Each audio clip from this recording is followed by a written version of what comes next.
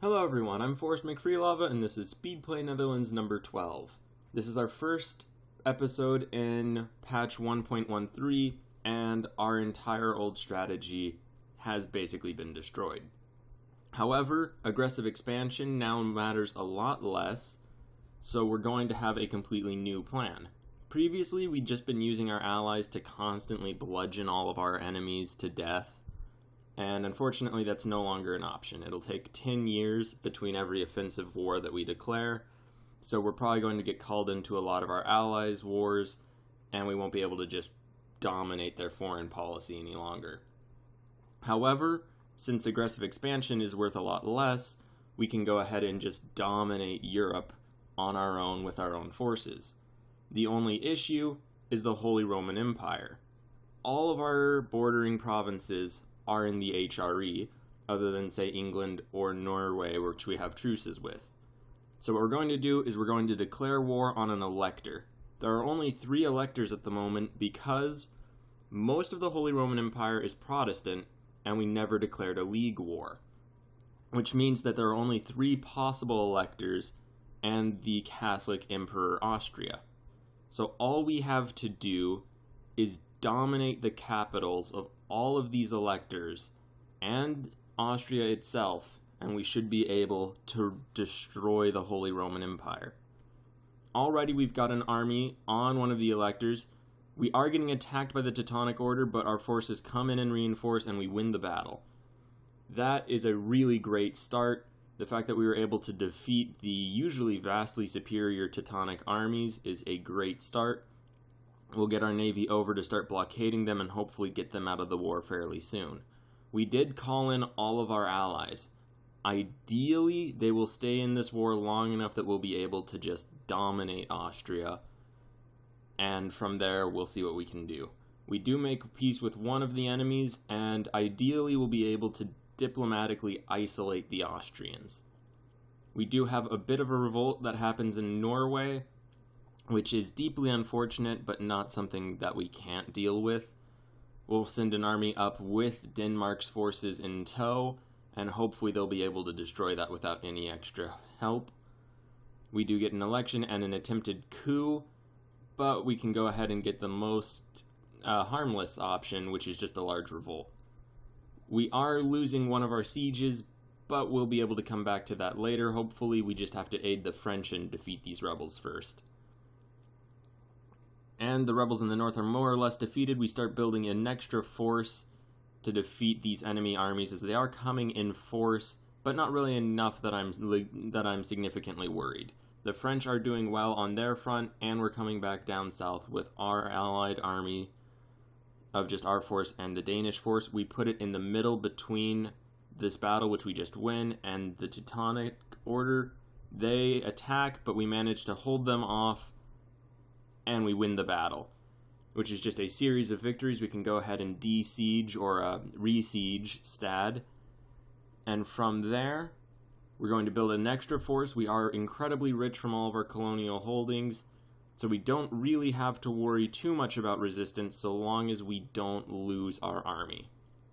It has taken a lot of casualties, however, most of our infantry, in fact almost all of our infantry, is mercenary, so we can just keep hiring mercenaries every time that takes losses. We just have to keep our cavalry and our artillery intact and make sure that the French don't lose their army. So long as the French army stays intact, we should be able to use them to just bludgeon the Austrians as we take over all of the important areas to the side.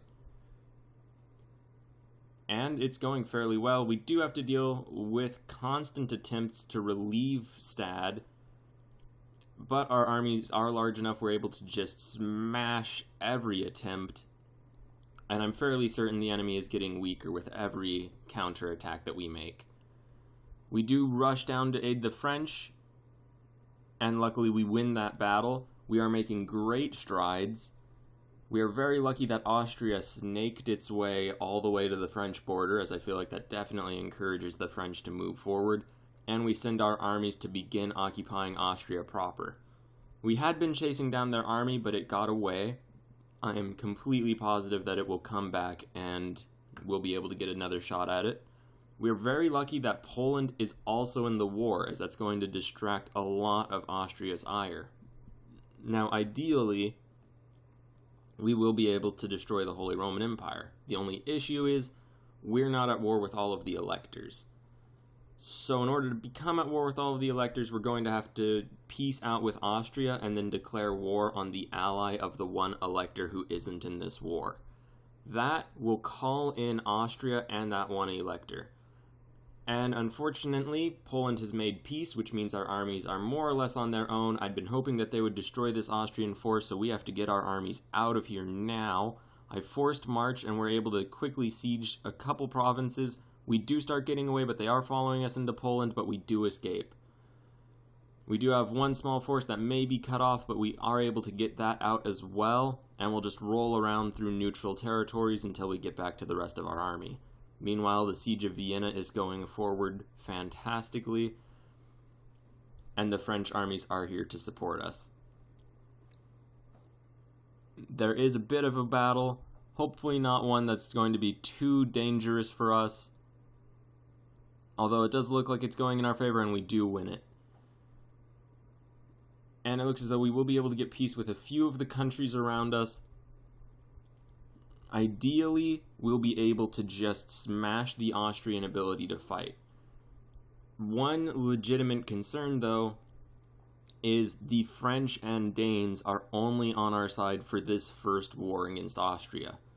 If we are going to peace out the Austrians, then declare war on the last remaining elector, we will have to fight the Austrians entirely on our own, against the country that we declare war on, the elector that we need to conquer, and their entire allied army. So this is going to be a bit of a difficult slog. Luckily, the French are fighting the Austrian army right as we speak, and we're able to go ahead and help them. Hopefully we'll be able to destroy this Austrian force, but they flee to Naples, where we can't really follow them. We are going to go after a couple provinces of the Austrians. We're going to give the French at least one province, and we're going to first move our army out of Austria's territory so that they don't become exiled. That is incredibly important. So we do make peace with the Austrians, and we are immediately going to declare war and build up a second army. All we have to do now to destroy the Holy Roman Empire is siege Vienna and siege the capital of the Palatinate. I don't believe I pronounced that right at all. I'm very sorry. But that's all we have to do. We begin spreading our sieging forces across Vienna and Austria. Our new army is forming. The Austrians do have a bit of a force, and they are attacking our siege of Vienna. Luckily, we win that, and further luckily, no armies attack our mercenary force as it's being created in the Netherlands, which means we can hopefully build it all together and charge down into the Palatinate's capital. The Austrians are getting a bit uppity, but not too much that we really need to be concerned, and we can start pulling our forces out of Austria and over to the Palatinate itself. All we need to do is siege this one province before we lose the war. We aren't losing the war as it is, but this is something that needs doing more than anything else. We go ahead and just assault this province, and just like that, it's done. The Holy Roman Empire is no more. And we can start piecing out with all of these powers. From now on, every time we go to war within the former empire, we don't have to worry about it calling in Austria, as they really have no reason to fight us anymore. And, as I'd said previously, since this is the new patch, aggressive expansion means a lot less. We can go ahead and just begin incorporating all of these lands. We did make peace with Austria, now we just have to smash all of these side countries and probably take a good portion of their land. They're all already Protestant, which is why they couldn't have been electors, and that also means we don't have to worry about converting them. It does look as though before we did peace out Austria, they called in their ally England. We don't really have any forces to deal with that right now, as we're all busy on the continent, which is kind of an interesting reversal. As for the last few episodes, we'd been very busy in England and abandoning the continent. But that's just one of those shifts. Once we finish all these sieges, we'll be able to turn back and deal with the English, hopefully taking a province or two of theirs and giving it to our vassals. As it is, though, this is essentially a fantastic turnaround. We are fighting a few remaining scattered battles, but more than anything else, we've got this secured. We won't have to worry about a coalition until we go over 50 aggressive expansion, which I'm not very worried about, in part because we won't have to deal with any additional aggressive expansion for going into the HRE, as that no longer exists.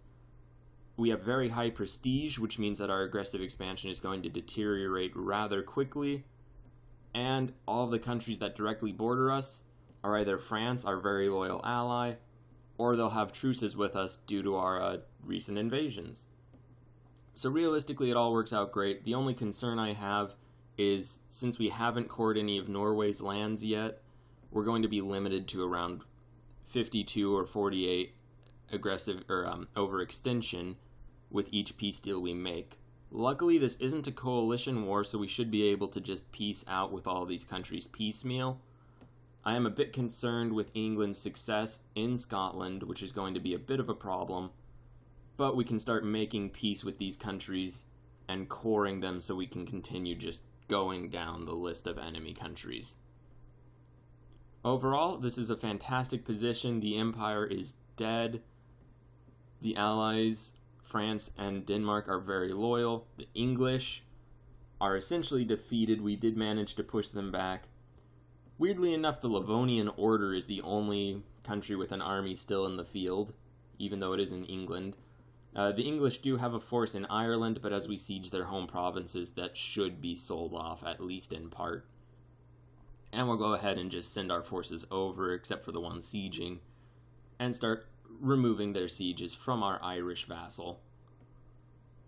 Luckily, their army did shrink considerably, as they were just completely unable to afford it. And we'll be able to, ideally, make this into a fairly quick victory in the very near future. We can get around 2 provinces from the English, so we'll go ahead and do that, giving 1 to each of our vassals. And earlier we had picked the mission to integrate Scotland. Personally, I would rather integrate Connacht first, as they are more powerful, but I have nothing against integrating Scotland first and maybe just devouring the rest of England on our own. Then again, since we can go into Middle Europe, it might be better that we just continue feeding England to our vassals and go directly integrate Middle Europe. At any rate, I go ahead and see what we can get. I remember that we can move into South Africa, which I do want to do to prevent them from colonizing.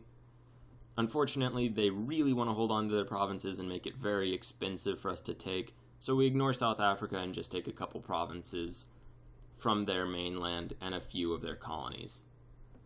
With that done, we don't actually take any overextension from them, and we can go ahead and just peace out with the remaining coalition, or the remaining allies, start integrating Scotland, and answer France's call to arms. Thank you very much for watching. Please like, share, and subscribe. We are going to go so far in the next few episodes.